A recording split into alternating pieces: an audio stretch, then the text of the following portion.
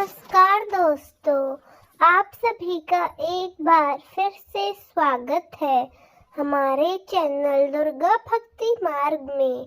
आज मैं आप सभी को सुनाऊंगी हनुमान जी की व्रत कथा। शनिवार को धर्म और आस्था का प्रतीक माना जाता है। इस व्रत का पालन करने वाले भक्त हनुमान जी की कृपा प्राप्त कर अपने जीवन के सभी संकटों से छुटकारा पाते हैं। लेकिन इस कथा का एक गढ़ पक्ष भी है, जिसमें हनुमान जी ने धरती के पाप और अधर्म से ग्रस्त हो जाने पर गहन चिंतन किया था। यह कथा उस समय की है जब धरती पर धर्म, सत्य और न्याय का लगभग अंत ही हो गया था। जब धरती पर सभी मनुष्य अपने जीवन में केवल स्वार्थ, पाप और अधर्म को प्राथमिकता देने लगे थे। लोग अपने माता पिता, गुरुजन और समाज के प्रति सम्मान को भूल चुके थे। हर और लोभ, क्रोध और अहंकार का बोलबाला था। मनुष्यों ने न केवल अपनी आत्मा का ह्रास किया बल्कि प्रकृति को भी क्षति पहुंचाई। नदियां सूखने लगी, जंगल कटने लगे, पशु पक्षी विलुप्त की कगार पर आ गए। पृथ्वी जो स्वयं देवी का स्वरूप मानी जाती है, अत्यंत व्यथित उठी। यहाँ हर ओर बुराई फैलने लगी। अच्छाई का तो मानो नामो निशान ही खत्म हो चुका था। हर ओर अधर्म ही अधर्म था। धरती माता भगवान से प्रार्थना करने लगी, हे प्रभु, मुझे इन पापियों के बोझ से मुक्त कीजिए। मेरी प्रकृति नष्ट हो रही है, मेरे बच्चे कष्ट में हैं। यह सुनकर भगवान ने हनुमान जी को इस समस्या का समाधान करने के लिए चुना।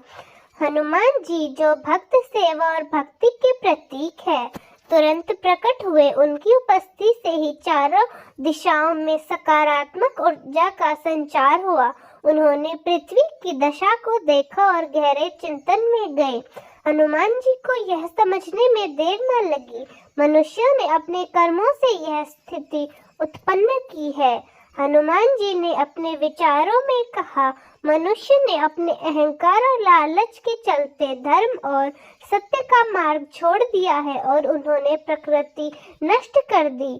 अपने माता पिता का सम्मान नहीं किया, समाज के प्रति अपने कर्तव्यों को भुलाकर इस समय उन्हें उनके कर्मों का फल दिखाया जाए। लेकिन इसके साथ ही उन्हें धर्म और सत्य के मार्ग पर वापस लाने का प्रयास भी किया जाए। हनुमान जी ने एक योजना बनाई।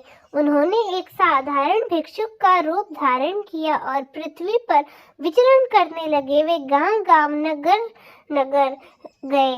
वे लोगों से उनके कष्टों का कारण पूछते और उन्हें समझाते कि उनके दुख उनके कर्मों का परिणाम है। एक दिन हनुमान जी एक गांव में पहुंचे, जहां लोग अपने ही परिवारजनों से लड़ाई कर रहे थे। उन्होंने सबको एकत्रित किया और कहा, हे मनुष्यों, क्या तुम जानते हो कि तुम्हारे दुखों का क्या कारण है? यह तुम्हारा लोभ, अहंकार और अधर्म है। यदि तुम अपने जीवन में धर्म, सत्य और प्रेम अपनाओगे तो तुम्हारे सभी कष्ट समाप्त हो जाएंगे। लोगों ने उनकी बात को सुना, लेकिन उनका अहंकार इतनी आसानी से टूटने वाला नहीं था।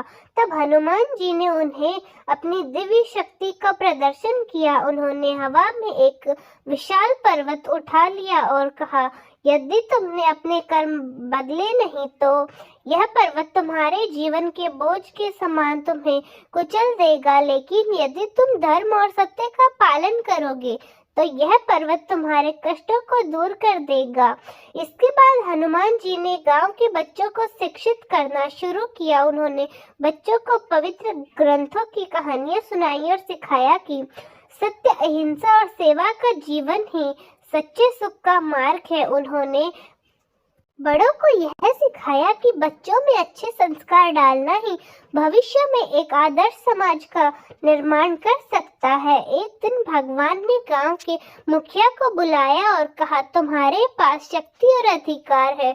तुम्हारा कर्तव्य है कि तुम समाज में एकता और शांति बनाए रखो। यदि तुम इसे भुलाओगे तो तुम्हारा जीवन भी पापों से ग्रस्त हो जाएगा। मुखिया ने हनुमान जी के वचनों को गहराई से सुना और पूरे गांव के लोगों को संगठित कर धर्म के मार्ग पर चलने का संकल्प लिया।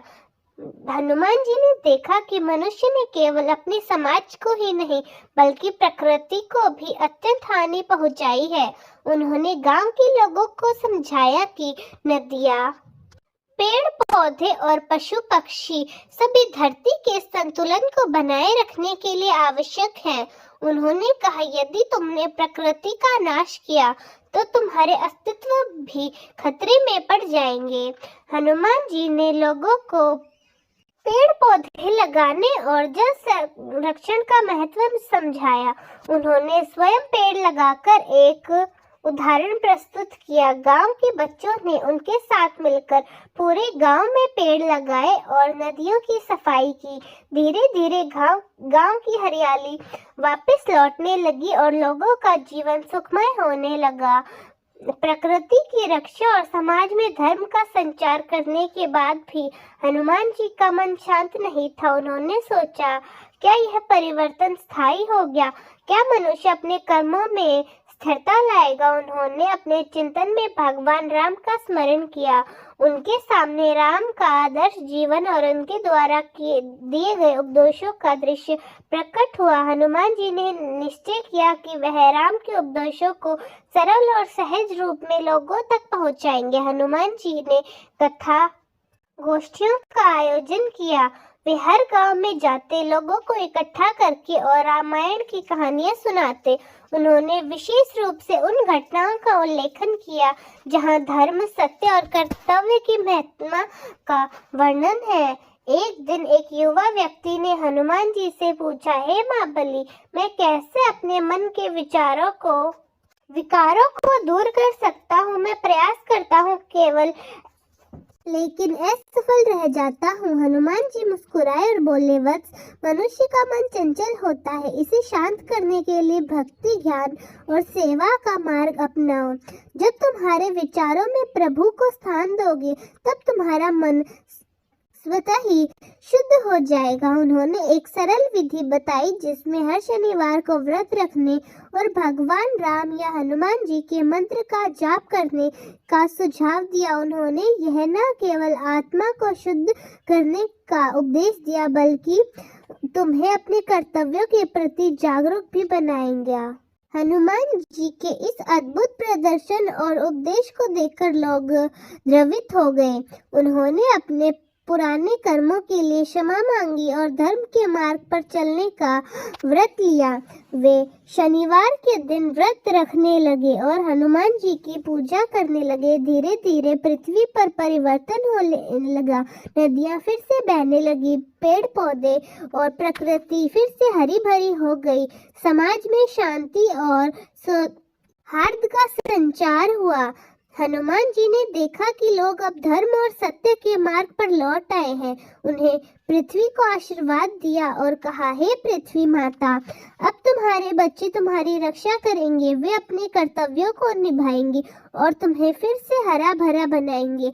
हनुमान जी ने एक अंतिम संदेश दिया, शनिवार का व्रत केवल एक धार्मिक अनुष्ठान नहीं बल्कि एक आत्मा को शुद्ध करने का साधन है। इसे सच्चे मन और भक्ति के साथ करेंगे तो हमारे जीवन के सभी कष्ट दूर हो जाएंगे। यह कथा हमें सिखाती है कि पाप और अधर्म के मार्ग पर चलने से केवल दुख और विनाश होता है, लेकिन यदि हम हर समय रहते अपने कर्मों को सुधार ले तो हम न केवल अपने जीवन को सुधार सकते हैं बल्कि पृथ्वी और समाज के कल्याण में भी योगदान दे सकते हैं। हनुमान जी हमें प्रेरणा देते हैं कि धर्म और सत्य के मार्ग पर चलकर ही शांति और समृद्धि प्राप्त हो सकती है। इस कथा से यह भी स्पष्ट होता है, हमारे छोटे से छोटे प्रयास भी बड़े बदलाव ला सकते हैं। हनुमान जी का यह चिंतन उनकी शिक्षा और आज भी प्रासंगिक है। यदि हम उनके उपदेशों का पालन करें तो हम न केवल अपने जीवन को बल्कि पूरी पृथ्वी को सुखमय बना सकते हैं। श्री हनुमान जी की इस प्रेरणादायक कथा का समापन होता है। श्री हनुमान जी के शक्तिशाली मंत्रों का जाप उनके भक्तों के लिए अत्यंत लाभकारी माना गया है।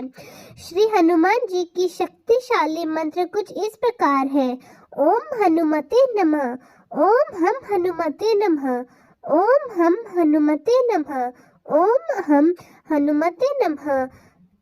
नियमित रूप से 108 बार जाप करें। इस मंत्र का नियमित रूप से जाप करने से आपके भीतर आत्मबल और साहस का संचार होता है। न केवल संकटों को दूर करेगा बल्कि आपको सफलता और शांति भी प्रदान करेगा। श्रद्धा और विश्वास के साथ इस मंत्र का अभ्यास करें। हनुमान जी की कृपा से सभी समस्याएं समाप्त होती हैं। हमारी कामना है कि आप सभी के जीवन में सुख शांति और हनुमान जी की कृपा बनी रहे। तो दोस्तों, कैसी लगी आपको हमारी आज की कहानी? कमेंट्स में जरूर बताएं। धन्यवाद।